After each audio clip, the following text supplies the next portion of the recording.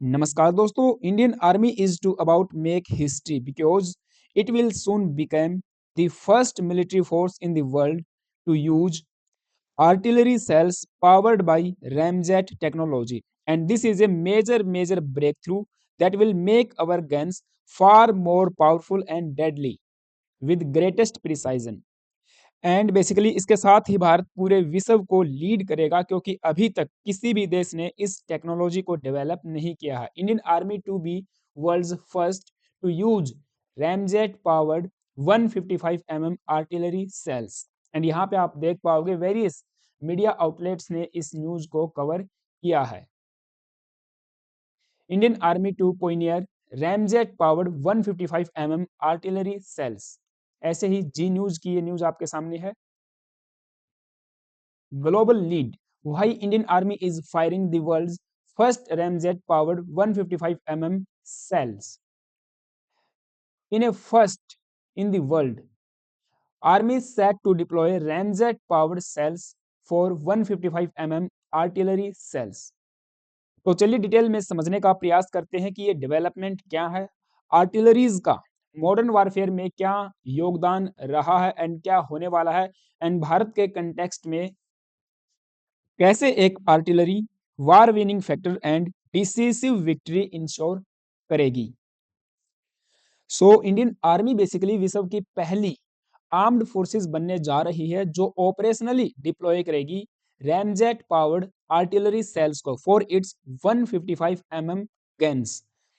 And इस advance technology को develop किया गया है इंडियन आर्मी के द्वारा in collaboration with IIT Madras and with support of Indian Army's wing Army Technology Board ATB, and this is now under trials, जिसका पहला टेस्ट हमने पोखरण में अभी अभी किया है जो कि सफलतापूर्वक रहा.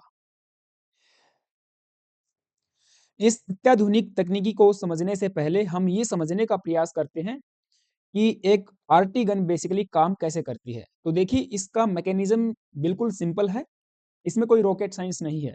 यहाँ पे आपके सामने एक आर्टिलरी सेल की इमेज शो हो रही है एंड इस आर्टिलरी सेल को फायर किया जाता है एक लार्ज आर्टिलरी गन से, और इसके बाद ये सेल आर्टिलरी गन से निकलने के बाद ट्रेवल करता है टू ए टारगेट एंड उसके बाद डिटोनेट हो जाता है via A fuse. And fuse यहाँ पे बेसिकली एक की कंपोनेंट है जो डिटरमाइन करता है when it explodes. Instantly on heating explode होगा, आफ्टर ग्रोविंग एक्सप्लोड होगा, या इन मिड एयर होगा. वो टारगेट पे डिपेंड करता है कि आप इन्फेंट्री को टारगेट कर रहे हो या किसी फोर्टिफिकेशन को टारगेट कर रहे हो या किसी व्हीकल्स को टारगेट कर रहे हो, आर्मर्ड व्हीकल को टारगेट कर रहे हो.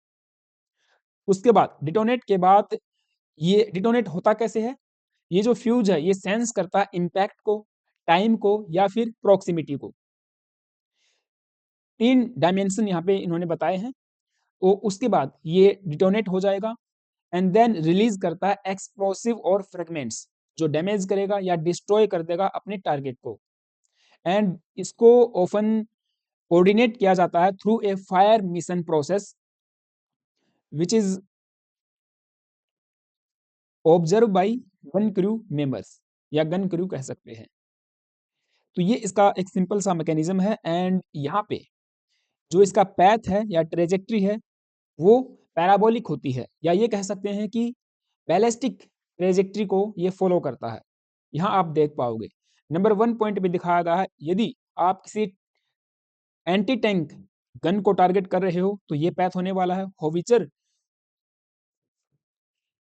को टारगेट कर रहे हो तो ऐसा पैथ होगा, या होविचर से टारगेट किया गया है तो ऐसा पैथ होगा.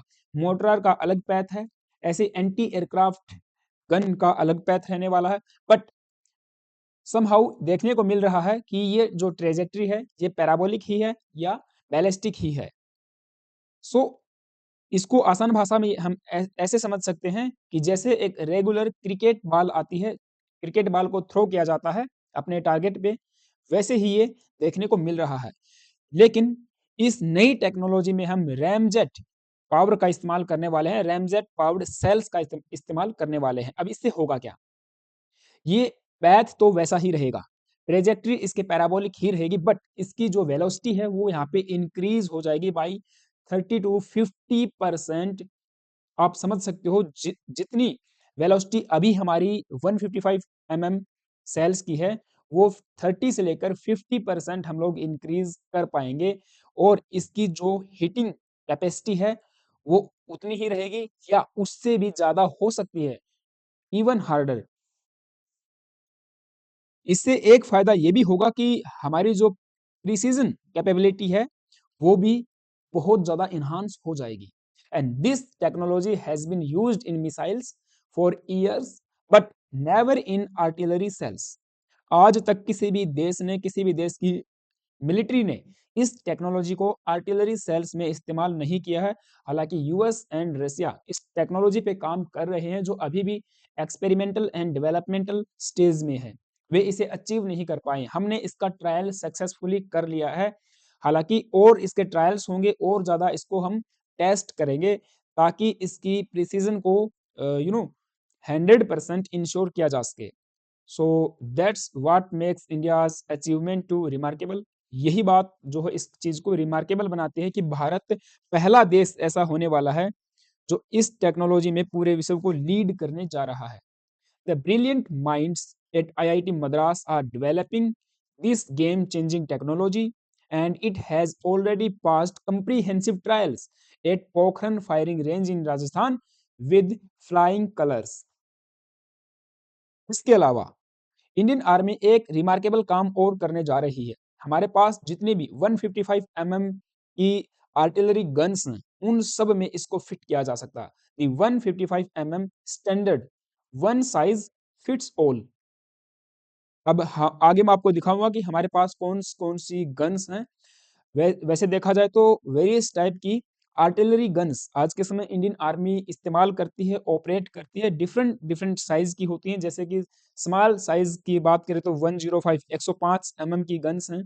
ऐसे ही मीडियम साइज में 122 mm से लेकर 130 mm की होती हैं। एंड हैवी की बात करें, हैवी हिटिंग, तो ये होगी 155 mm गन्स। एंड यहाँ पे आसान भाषा में आपको समझ आता हूँ, 155 mm का मतलब होता है जो डायामीटर है एक सेल का, ये उसको संदर्भित करता है। एंड इसके मल्टीप्लाई में हम करते हैं जो कैलिबर, आर्ट आर्टिलरी गन का कैलिबर। तो कैलिबर जितना होगा, कैलिबर से मल्टीप्लाई करेंगे, मीन्स जैसे अगर कोई कैलिबर है आपका 52, then 155 mm into 52 calibre equals to 8 metres. तो ये आपका 8 मीटर लंबा आर्टिलरी सेल हो जाता है, क्योंकि आर्टिलरी सेलिंग अपने आप में एक डिसिसिव रोल अदा करती है मॉडर्न वारफेयर में। तो हमारे पास डिफरेंट साइज की आर्टिलरी गन्स हैं एंड आर्टिलरी सेल्स हैं। लेकिन जो 155 mm की है वो आज के समय एक स्टैंडर्ड बन चुका है। वे जो मॉडर्न आर्टिलरीज बनाई जा रही हैं उनमें 155 mm ही इस्तेमाल किया जा रहा है। So having different size is like having keys for 10 different locks. तो उसके लिए आपको एक मास्टर की चाहिए, तो ये कॉम्प्लिकेट हो जाता है डिफरेंट डिफरेंट साइज की आर्टिलरीज रखने में। इसलिए इंडियन आर्मी इसे स्टैंडर्डाइज करना चाहती है कि हमारे पास एक स्टैंडर्ड सिस्टम होना चाहिए, क्योंकि इसके लिए फिर एम्यूनेशन की सप्लाई, ट्रेनिंग, मेंटेनेंस वो आपको अलग अलग चाहिए होता है। अब एक समान स्केल पे आपके पास रहने वाली कोई चीज है तो उसमें एनर्जी भी कम वेस्ट करनी पड़ती है। तो by moving to a single 155 mm standard, the army simplifies operations and become more efficient. हम मैन पावर को भी अच्छे से इस्तेमाल कर पाएंगे। अब इसमें आपको बता दूं, जो IIT मद्रास के प्रोफेसर हैं PA Ramakrishna and S Verma, इनका अहम योगदान रहा है। इन्होंने इस पूरी डेवलपमेंट को मॉनिटर किया है। ये department of aerospace and engineering के अंदर या प्रोफेसर हैं या उसके अंदर काम करते हैं। एंड इन्होंने को डेवलप किया है इस रैमजेट पावर्ड आर्टिलरी सेल को आफ्टर ईयर्स ऑफ रिसर्च। ऐसा नहीं एक दिन में ही हमने बना लिया, लंबे समय की एक रिसर्च का इसमें योगदान रहा है। एंड ये भारत को आत्मनिर्भर भारत मीन्स डिफेंस सेक्टर में बनाएगी। सो प्रोफेसर कृष्णा रामाकृष्णा ने रिसेंटली एक्सप्लेन किया है कि रैमजेट इंजन जो है इसमें बेसिकली काम कैसे करेगा, कैसे इस चीज की इसमें आर्टिलरी गन्स की स्पीड को, वेलोसिटी को इन्हांस करेगा। मैक 2 की स्पीड जो अप्रोक्सीमेटली हम अचीव कर पाते हैं एक आर्टिलरी गन में, देन उसके बाद ये स्पीड को इन्हांस करेगा। ये थोड़ा सा टेक्निकल है तो हम इस पे नहीं जाएंगे, बट अब हम यहाँ पे बात करते हैं कि कौन कौन सी RT guns Indian army operate करती है एंड कैसे आर्टिलरी मॉडर्न वारफेयर में या भविष्य में होने वाले भारत ये पाकिस्तान के साथ कोई भी कॉन्फ्लिक्ट होगा, कैसे हमको एक डिसिसिव विक्ट्री इंश्योर करवाएगी। यहाँ पे आप देख पाओगे कुछ डिफरेंट टाइप की एंड साइज की होविजर्स एंड फील्ड गन्स के बारे में बताया गया है जो कि इंडियन आर्मी ऑपरेट करती है, जैसे कि K9 वज्र टी है। ये आपको बता दूं इंडियन आर्मी ने ही या कहें कि भारत ने ही इसको डेवलप किया है, डीआरडीओ ने इसको डेवलप किया है। एंड सॉरी सॉरी ये साउथ कोरिया से हमने ली थी एंड इंडिया ने फिर इसके अंदर कुछ मॉडिफिकेशन किए अपनी नेसेसिटीज एंड रिक्वायरमेंट्स के अनुसार। तो सेल्फ प्रोपेल्ड होविजर है 155 mm, ये भी आप देख पाओगे 155 mm गन ही इसमें लोड होती है। ऐसे ही हमारे पास है ATAGS advanced towed artillery gun system, ये भारत ने डेवलप की है। 307 अभी ऑर्डर में है, ये जैसे ही काम इसका पूरा हो जाएगा इंडियन आर्मी को मिल जाएंगी। फिर इसके बाद आती है M777 जो कि यूके से हमने ली थी एंड टोटल 145 ऑर्डर में है, आई मीन ऑर्डर की गई थी, जो असेंबल की गई थी भारत में ही महिंद्रा डिफेंस के द्वारा। एंड यहाँ पर भी आरटी गन की बात करें, सॉरी सेल की बात करें तो 155 mm देख पाओगे। इसे धनुष की बात करें ये भारत ने बनाया है। इसके अलावा D30 है एंड FS-77 BO-02, इसके अलावा M46 ये हमने लिया सोवियत यूनियन से, इसराइल से, ओके इन्होंने मिलके बनाया होगा। नेक्स्ट अगर बात करें IOB सरंग करके है हमारे पास, तो ऊपर आप देख पाओगे सभी का जो आरटी सेल है वो 155 mm का ही देखने को मिल रहा है, तो इसे ही हम कह रहे हैं कि स्टैंडर्ड साइज ये रहने वाला है, राइट। ATGS की बात करें, ये भी भारत बना रहा है, खुद ही बना रहा है। तो अब सवाल ये है कि क्या आरटी यूनिट ने कोई निर्णायक भूमिका निभाई है भारत के किसी कॉन्फ्लिक्ट या वार में? तो जी हाँ, 1999 में कारगिल वार में पिवोटल रोल अदा किया था हमारी आरटी यूनिट ने एंड डेमोन्स्ट्रेट किया था फेमस डिवेस्टेटिंग डैमेज किया था पाकिस्तान के फोर्टिफिकेशंस को, सिग्निफिकेंटली रिड्यूस किया था हमारे साइड की कैजुअलिटीज को एंड एक डिसिसिव फैक्टर रहा विनिंग में। तो ये बैटल विनिंग फैक्टर रहा है आरटी हमारी यूनिट। इवन इसको कहा जाता है God of war, often world wide इसे रिफर किया जाता है कि गॉड ऑफ वार है।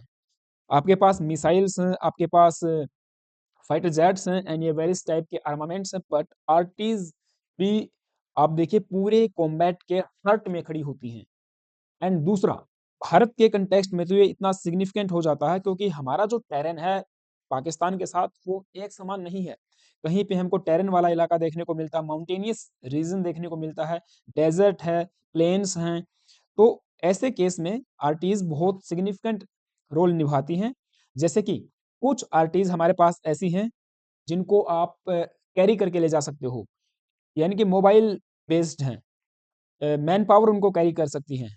जो किसी टैंक बेस्ड है वो अलग है, वो आपकी माउंटेनियस रीजन में जा सकती हैं, प्लेन रीजन में तो होंगी ही होगी। इसके अलावा जो मैन पावर कैरी करके ले जा सकती है उनको हम लोग रिज्ड एंड टेरेन वाले इलाके में डिप्लॉय करके दुश्मन के फोर्टिफिकेशंस को, उनके वेरियस टाइप के टारगेट्स को अटैक कर सकते हैं। एंड आप देखोगे एलओसी पे तो आरटी सेलिंग बहुत ज्यादा होती रहती है पाकिस्तान की तरफ से भी एंड भारत भी करता ही है। तो यहाँ पे डैमेज जितना ज्यादा हो सके उस टाइम पीरियड पे ये इंश्योर करना होता है, प्रिसाइजन इनका बहुत ज्यादा होता है एंड किसी भी ऑपरेशन के दौरान वर्सेटिलिटी इंश्योर करवाती हैं। इसके अलावा जब मैं यहाँ पे सर्च कर रहा था तो मैंने देखा कि क्या ऑपरेशन सिंदूर में भी कुछ ऐसा हुआ है, तो बिल्कुल हुआ है। 2025 में जब हमने मई में पाकिस्तान ने जब पहलगाम अटैक किया और ऑपरेशन सिंदूर किया गया, तो आर्टिलरीज ने एक क्रूशियल रोल अदा किया था ऑपरेशन सिंदूर के दौरान। विक्ट्री दिलवाने में हमको बहुत अहम योगदान रहा है।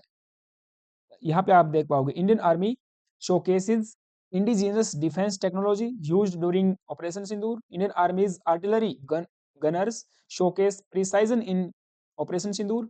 Artilleries fire power reverberate during operation Sindoor. The Hindu.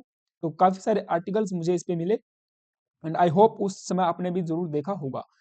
तो इसीलिए इस टाइप की जो टेक्नोलॉजी है ये भारत जो बना रहा है वो आने वाले समय में हमको एक एज देगी। दुनिया के देश आएंगे कि चलिए भाई ट्रांसफर ऑफ टेक्नोलॉजी कीजिए, भारत के साथ कोलेबरेशन में आएंगे, चाहे फिर रसिया हो या आपका यूएस हो, इसराइल भी यहाँ पे शामिल हो सकता है, या फ्रांस, यूके, कोई भी वो देश हो सकता है। तो भारत यहाँ पे एक हम कह सकते हैं कि डेवलपमेंट को हासिल किया है। तो ये न्यूज़ थी। आई होप आपको सारी बातें समझ आई होंगी एंड आपको सबका क्या ओपिनियन है मुझे कमेंट बॉक्स में गाइस जरूर बताना। चैनल पे नए आए हो प्लीज एक सब्सक्राइब करना। वीडियो अच्छी लगी है तो एक लाइक कर सकते हो। मेरे लिए कोई सुझाव है तो कमेंट बॉक्स में बता सकते हो। Thank you, have a nice day.